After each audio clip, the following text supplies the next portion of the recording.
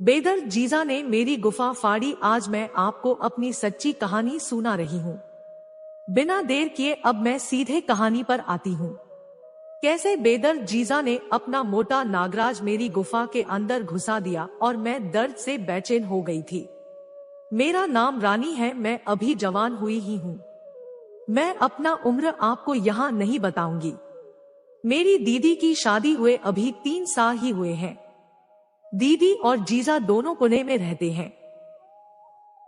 मैं, मम्मी और पापा तीनों लखनऊ में रहते हैं। मेरा एक भाई है, वो हॉस्टल में रहता है। एक दिन की बात है, जीजा जी अपने ऑफिस काम से लखनऊ आए थे। उन्होंने फोन किया, मैं आ रहा हूँ। उस दिन संयोग से पापा और मम्मी दोनों ही धार्मिक चारधाम यात्रा पर जाने वाले थे। रात के 8 बजे टिकट पहले से बुक था, इसलिए जाना जरूरी थी।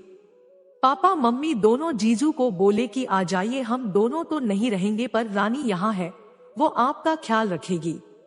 जीजा जी लखनऊ में 3 दिन रहने वाले थे। दीदी भी आती पर उनको ऑफिस से छुट्टी नहीं मिली थी। जीजा जी और मैं दोनों मम्मी पापा को रेलवे स्टेशन छोड़ने गए थे रात को 8 बजे। वह से आते आते 11 बज गए थे। खाना भी बाहर खाकर आए थे। घर आते ही जीजा जी का मन बदल गया था। वो कुछ ज्यादा ही रोमांटिक होने लगे थे। वो मुझे छेड़ रहे थे, कह रहे थे आज दीदी नहीं है, मुझे नींद नहीं आएगी। मैंने उनको कहा मैं बीवी नहीं हूँ, आपकी दीदी आपकी बीवी है। आपको साथ सोने की आदत है तो आपको पुणे ही जाना पड़ेगा। उन्होंने कहा रानी आप 2-3 दिन के लिए मेरी बीवी बन जाओ, आपको बहुत मजा दूंगा, आप खुश हो जाओगे।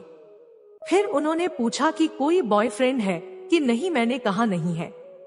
उन्होंने कहा फिर तो और भी अच्छी बात है। बॉयफ्रेंड धोखा दे सकता है, मैं आपको कभी भी धोखा नहीं दूंगा और आपको वो सब मिल जाएगा जो एक जवान लड़की को चाहिए। मैंने कहा मेरी उम्र अभी वो सब करने की नहीं है। मैं समझ गई थी जीजा क्या चाह रहे थे मेरे से। उन्होंने मुझे काफी समझाया, अगर एक बात कर लोगी तो पढ़ाई में मन लगेगा और आप खुश हो जाओगे। धीरे धीरे मैं उनकी बातों में आने लगी। मैं बोली मुझे बहुत डर लग रहा है। उन्होंने कहा डरने की कोई बात नहीं, आप जैसा कहोगी वैसा करूंगा। मैं कहा अगर किसी को पता चल गया तो?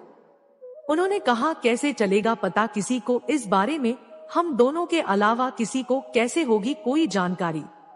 उन्होंने कहा आप मत डरो, मुझे आपका पूरा ख्याल है, मैं आपका जीजा हूँ। उन्होंने मेरा हाथ पकड़ लिया और धीरे धीरे कंधे पर रखते हुए मुझे घूरने लगे और धीरे धीरे वो मेरे करीब आ गए और फिर उन्होंने मेरे होठ पर अपना होठ रख दिया। जैसे ही उन्होंने अपना होठ मेरे होठ पर रखा मैं सिहर गई। अजब का एहसास था। सिहरन होने लगी, मेरी आंखें अपने आप बंद हो गई। वो मेरे होठ को चूमने लगा। धीरे धीरे उन्होंने अपना हाथ मेरी खरबूजी पर रख दिया। मैं फिर से सिहर गई। उन्होंने मेरी छोटी खरबूजियों को अपने मजबूत हाथों से मसलना शुरू कर दिया। मेरे से भी अब रहा नहीं गया और मैं उनके होठ को चूमने लगी। उन्होंने मेरा हाथ पकड़ा और अपना नागराज पकड़ा दिया। उनका नागराज बहुत मोटा हो चुका था। मैं डर गई क्योंकि मेरी गुफा की छेद काफी छोटी है और उनका नागराज बहुत मोटा। पर मैं कामुक हो चुकी थी। मेरी गुफा भी गीली होने लगी थी, पर मुझे काफी शर्म आ रही, आज तक कभी किसी के सामने नहीं हुई थी। मैं मना करते रही पर उन्होंने मेरी एक भी नहीं माना और मेरे सारे कपड़े उतार दिए, मुझे लिटा दिया और मुझे चूमने लगे। उन्होंने मेरी छोटी गुफा को मसलते और फिर अपने मुंह में ले लेते। मैं सिसकारियों लेने लगी, अंगड़ाइयां लेने लगी। उन्होंने मेरी टांगों को अलग अलग किया और मेरी गुफा पर हाथ फेरने लगे। मैं अपना होशो हवास हो चुकी थी। मेरे होठ लाल लाल हो गए थे, मेरी आंख नशीली हो गई थी।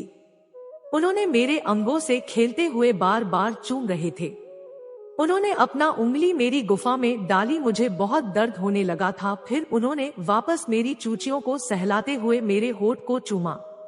फिर उन्होंने मेरी दोनों टांगों को अलग अलग किया।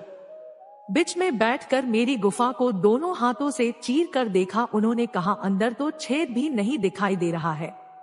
मैंने कहा आज तक मैंने कभी भी अपनी गुफा को नहीं छेड़ा। उन्होंने कहा आजकल की लड़कियां तो बहुत जल्द अपनी सील तुड़वा लेती है।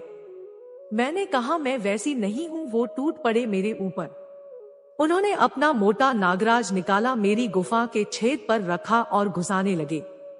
भला इतनी छोटी छेद में इतना मोटा नागराज कैसे जाता? मैं बार बार उनको अलग करती, वो बार बार कोशिश करते। करीब 10 कोशिश के बाद उन्होंने अपना नागराज मेरी गुफा के अंदर घुसा दिया। मैं दर्द से करा उठी। गुफा से हल्का हल्का खून भी निकलने लगा था। उन्होंने मुझे सहलाया और समझा, फिर हौले हौले अपना नागराज मेरी गुफा से अंदर बाहर निकालने लगे।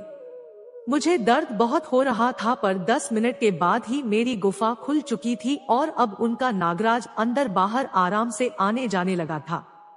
मैं अपनी लय में आ। बेदर जीजा ने मुझे पूरी रात दर्द दे देकर खोदा, पर मैं भी कहाँ कम थी। मैं भी उनके नागराज का मजा खूब ली और 3 दिनों तक मैं उनकी पत्नी बन गई। जल्द मिलूंगी।